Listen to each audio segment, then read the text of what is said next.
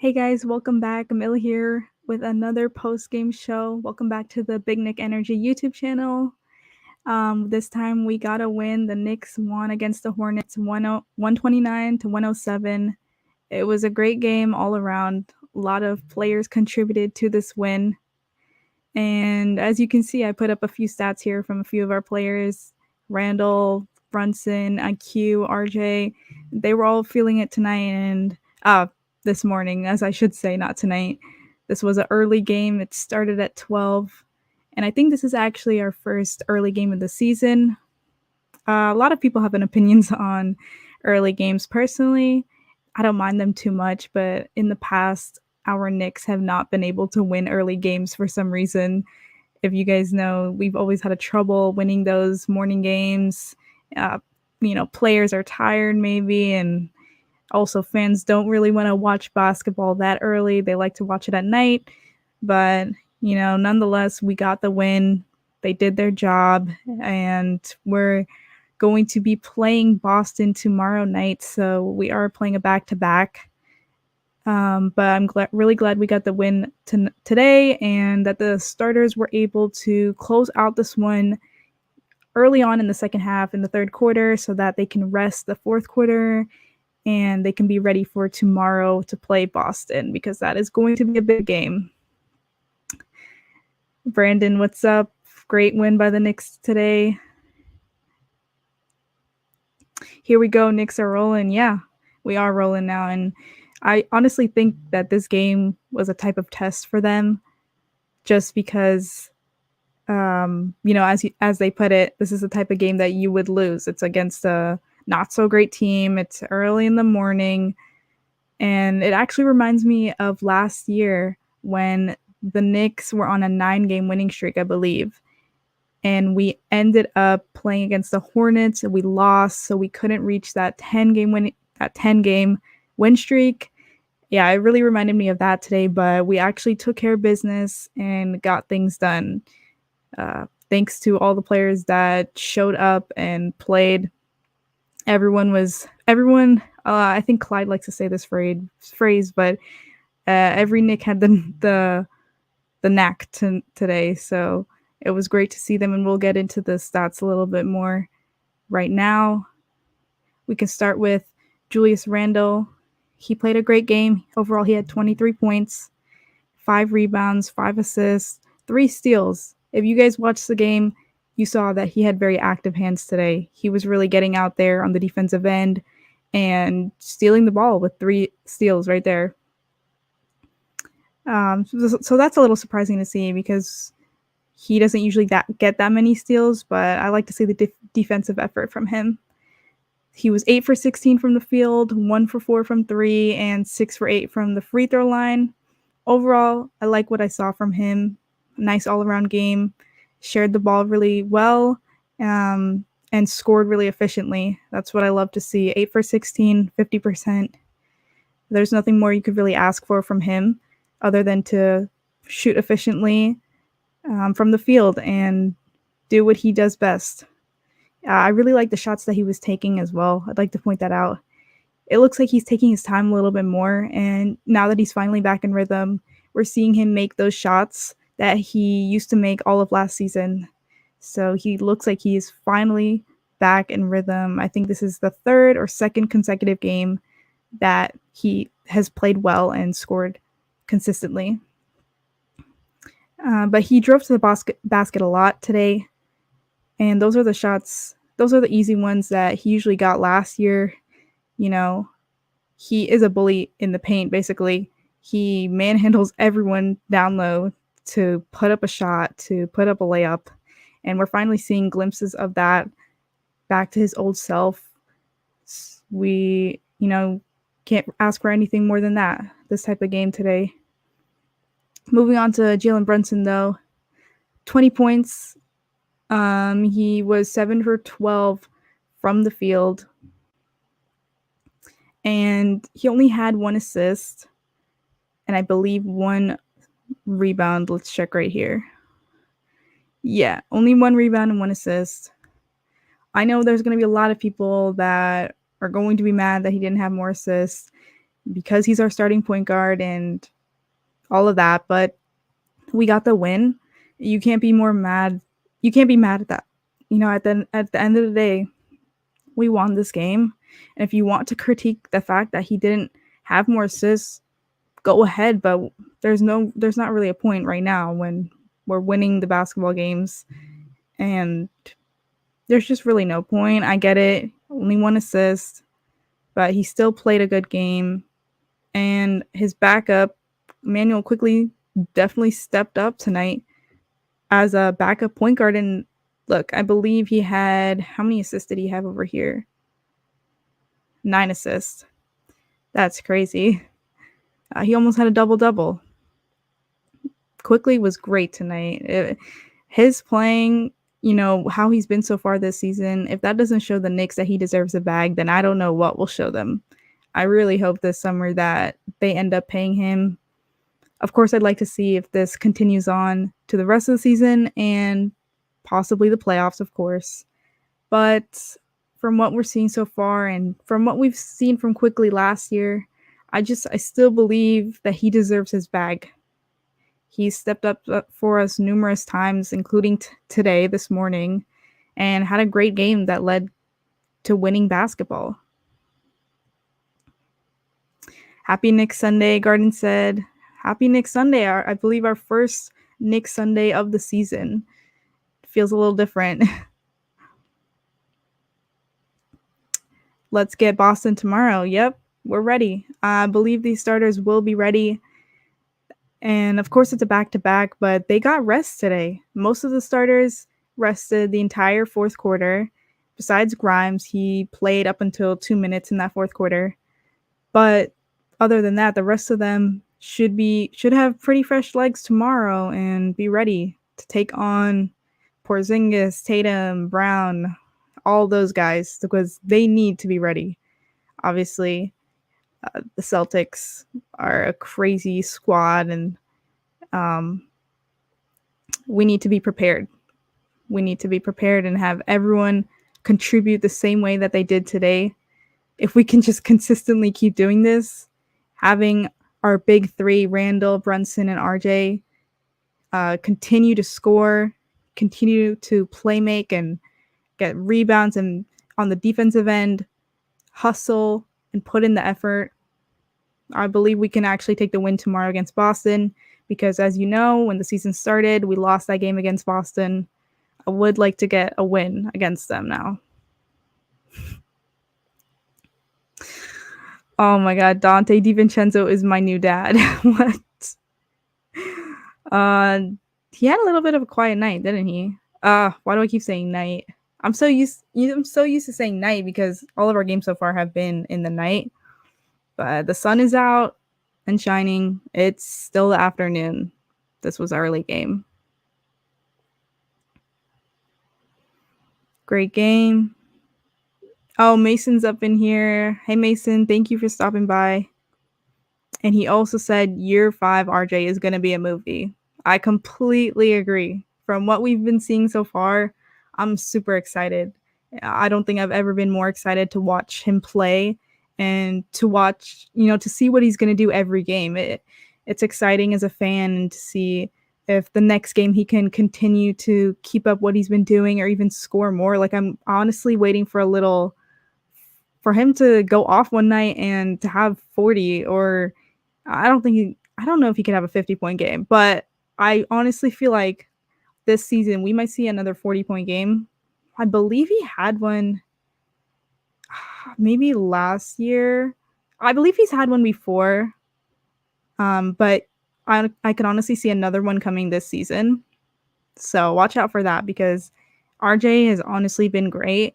It's not getting talked about enough, but because I think most people are waiting for him to have a bad game, if I'm being honest. That's just how a lot of Knicks fans are. They're silently waiting for him to have a really awful shooting night so that they can say and prove to everyone, oh, he's not a new RJ. He's not taking a leap. It's the same old RJ. But you really can't say that this season so far. He's been great. Consistently, he's been shooting really well, especially from the 3-point line. So far this season, he's been shooting 47% from the three-point line, which is absolutely amazing and the best he's shot in his entire career. Because last season, he shot a career low 31% from the three-point line. So to jump up to 47 is a crazy leap right there. And I honestly think that making these three-point shots now are really elevating his game and showing defenders how lethal he is, because when you're lethal from the three-point line and you're lethal driving to the basket, that makes you hard to guard. And that makes you a threat to the opposing team. He's adding a little bit. I would say he's perfecting a little bit of his game, like each part of his game. I've seen him working on the mid-range. You can see a little bit of it through the games. He's working on that mid-range shot. We already know he's a driving master to the basket. We've known that for years, especially last year. That was his main specialty. But this year, he's doing a little bit of everything from driving to the mid-range to the three-point shot. And I think he's honestly focusing on the three-point shot the most. You know, there's been multiple games where he's had multiple threes. Tonight, let's see how many threes he had. He was 4 for 6 from the three-point line this morning. He's shooting very efficient from the three-point line, and that's honestly what's impressed me the most, because not only does it improve himself as a player, but it's really improving the Knicks and helping the Knicks, because we all know that three-point shooting is what we lacked and what we needed. So by him improving his three-point shot, it's helping the team, and it's contributing to winning basketball. Yeah, PMCG said he had 47 against the Bulls last December. Yeah. Or he said it was 44. I remember he had a 40-plus point game sometime. I wasn't sure exactly when. And you also said his career high is 46. Honestly, I feel like he could either hit that or maybe pass it this season. We haven't seen him. I don't think he's had a 30-point game yet, if I'm not mistaken. But correct me if I'm wrong. I'm not sure if he's had a 30-point game yet, but he's been really consistent scoring-wise, 20-plus per night, I think, every time he's played. Low Vegas said, I'd still trade Randle, but if he accepts that he is no longer the number one option, I can live with him staying. This is RJ and Brunson's team now. Yeah, the whole Randle situation it's very tricky, and a lot of people have different feelings about it. I personally did want to trade Randle the season after the Hawks playoff series, that season that we didn't make the playoffs at all. And I just really didn't like what I saw from him that year. And then, obviously he stepped up this past season, I should say. Made All-NBA, made the All-Star team, and put up 25 and 10. So I really thought that he had changed and was a different player because of look at what he did and how he helped lead us to the playoffs with Brunson. But there are some people that would still trade him to this day. I mean, it's a possibility because I don't know if anyone considers him to be. I mean, we don't have a superstar. I don't consider him a superstar. So if you really want to get that number one option, I think the best choice would have to be to trade Randle and get that number one option. But he's been playing good these past few games, and it looks like he's back in rhythm. So for now, I'm not going to say trade Randle and try to promote that because there's just no point. The season is still fairly new, we just started. Want to get back into. I just want winning basketball, and I don't want to interfere with that by creating trade rumors. But you're right, though. If he can accept that he is not a number one option, I think that's the best scenario, because Brunson has proved to us that he can lead this team. He's a leader. He puts this team on his back. We saw it in the Miami Heat series. He carried us in that series. And even the Cavs series, I believe he was the leading scorer of that series. So we know Brunson is most we know Brunson is there as our number 1 or number 2.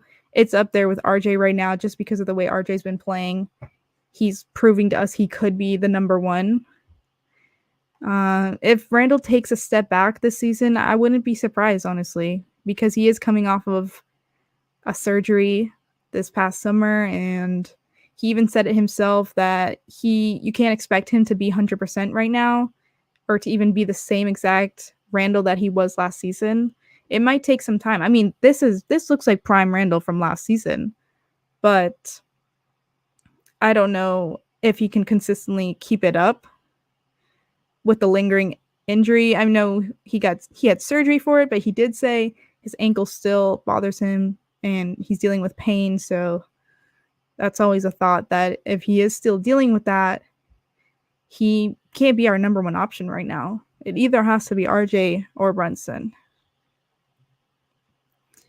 CP's New York Sports Network. What's up? How's it going? Did you see the game? It was pretty good. I watched most of it. It was an early game, but I'm glad they took care of business because everyone expected the Knicks to lose today, honestly. Even I thought this was the type of game that they set up the Knicks to lose. Early morning, our first early morning game, and against the Hornets. CP said Knicks ball movement was stellar. I completely agree with you, CP. There was, you can fully see that there is chemistry there. You can truly see that. And I mentioned that the last game as well, the ball movement was really good. And it's because these guys, they played with each other last season. And I think that really helps them this season with the chemistry and moving the ball around. They know how to play with one another. They know each other's playing styles. They're perfecting it right now. After playing a full season with each other, and this is their second season coming in with each other, I think they're truly perfecting the ball movement. And I love to see it. There was a great plays with a lot of ball movement this morning.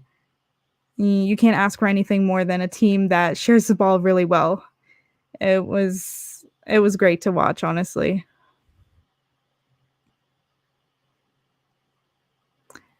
CP also said, got to find a way for more production from Grimes, I feel like. For more production from Grimes. Yeah, I know. I don't know exactly what's going on with him, though, because he does deserve more looks. Because, let's look. So he was 2 for 5 from the 3-point line and 2 for 5 from the field. He definitely does deserve more looks. And overall, he only had 6 points. And I mean, look at the starters. Look at the starters' points. Even Mitchell Robinson had 10 points. Shout out to Mitch. I didn't put him up on this in the graphic, but he did have a great game as well. 10 points, 9 rebounds, 5 offensive rebounds. Again, he is our offensive rebound merchant. So he continues to do his thing. We're in for a good season. I'm really happy with the way he's been playing. He's been a beast on the boards. And even today we saw him, he was calling for the ball in the post. And I feel like I've never really seen that before. Him calling for the ball and him actually getting it. He got it. He was like a foot away from the basket and he put it in. But that was something I'd never really seen from him before. And I was really surprised and impressed by it. If they can feed him the ball like that more often, I think that could really contribute to the development of his offensive game, because we all know that he hasn't really had an offensive game these past few years. He's mainly known for his defense and his lobs, but that play earlier where Randle passed it to him down low and he put it in himself, I'd love to see more plays like that, honestly. Mitchell Robinson has been phenomenal, honestly, this season so far. If he can keep up what he's been doing, he could be a candidate for defense. I don't know. I don't know about defensive player of the year. Well, honestly, he could, because if he continues to keep it up, he can also try to make the all defensive team. But looking at some of the stats over here,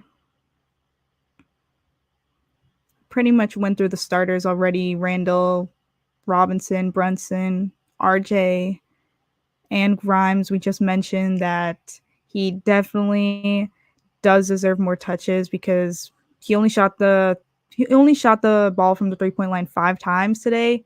He is trying to be a 3-point knockdown shooter, and I think he needs more than 5 looks in a game. He is struggling a bit too, though. He's missing a lot of open shots, and it's honestly frustrating to see, and I'm sure it's frustrating for him just because the open shots, you expect him to make, and you expect any player that is open to make that type of shot. But he is rushing it a bit sometimes, and I'm just hoping he could find his groove because we all know he's a shooter. He needs to really find a groove, and whether it's from the corner or just be able to hit more threes, especially the open ones, especially the ones that we need him to hit. Supposedly if this was a game where it was close, would need him to hit down those clutch threes. But shout out to him for the defense that he puts on every night. Today was a little bit tough because he was guarding, I believe he was guarding LaMelo, and LaMelo went off, especially in that first half. Overall, LaMelo had 32 points. Wow, he went off. He really did. He was 13 for 20 from the field, 4 for 8 from the 3-point line. We couldn't really contain LaMelo Ball. I don't know if anyone else used to watch him back in high school, the Chino Hills days. I actually used to love watching him and his brothers on YouTube. I would always look at highlights of their games, and back then he didn't hit his growth spurt yet. He was still average height. So before then, even back then, he was lethal 3-point shooter, unlimited range back then. And it's the fact that even when he was like in middle school, he used to play with the high schoolers and grown guys. So it was really impressive back then, and he has the height now to do more, to be able to drive to the paint and use that height as an advantage. But his situation is a little bit tricky just because of the team he's on. They're not really helping him out. It looks like he's the only one trying out there, really.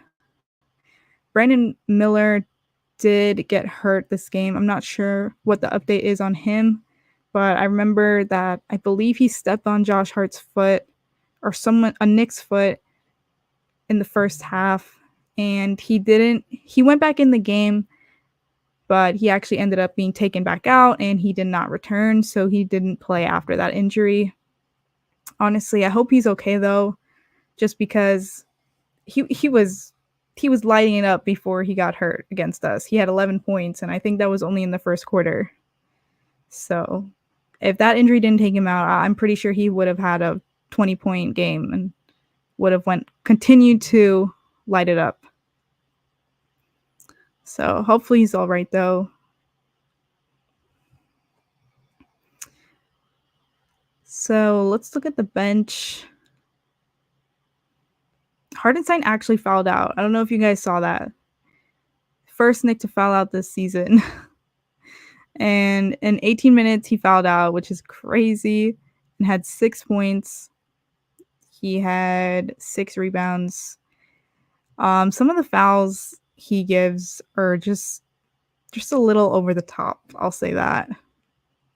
I heard Mike Breen mention it, and he should just try to limit doing those over the top plays. Like, he's great at getting offensive rebounds as well as Mitch, but sometimes that would lead to him just straight up whacking and the opponent. So he needs to find a way to limit those, because obviously we cannot have him foul out in an important game and then have Sims come in.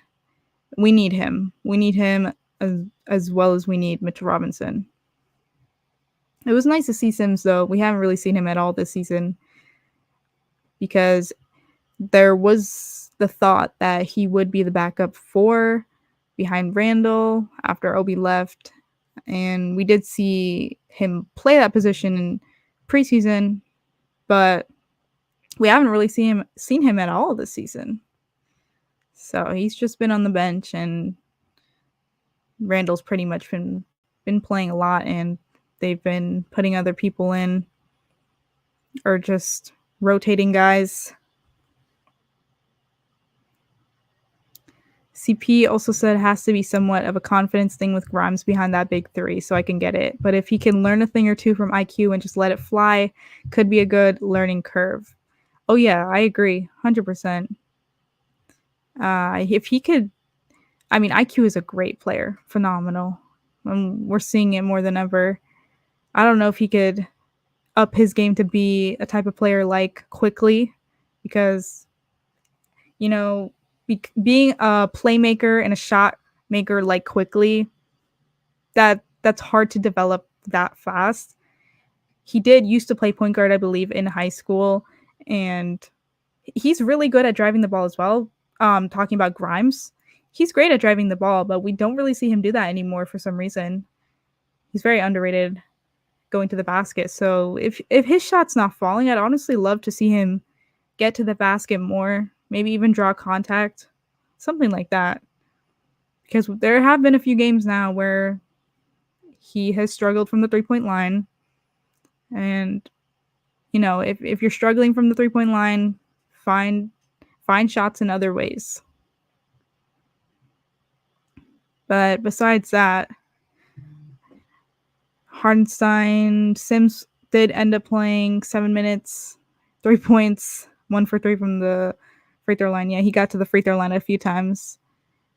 And a lot of our reserves ended up playing a majority of that fourth quarter because we took a big lead.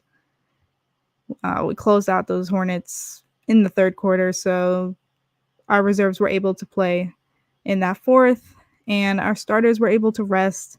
Hopefully that's enough for them to compete with Boston tomorrow. We are, I believe, at TD Garden. Let me just double check here.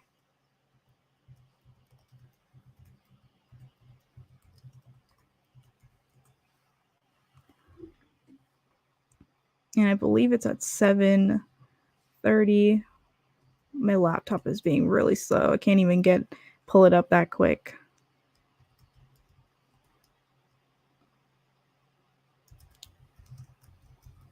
All right.